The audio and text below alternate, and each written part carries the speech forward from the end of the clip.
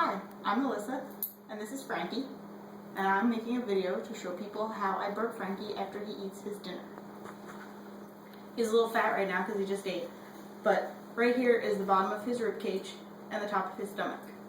So after he's done eating, I give him firm pats right in this area, and it usually works pretty well, like this. They don't break. I think they're hardier than babies. Sometimes, if that doesn't work, it usually only takes a few minutes.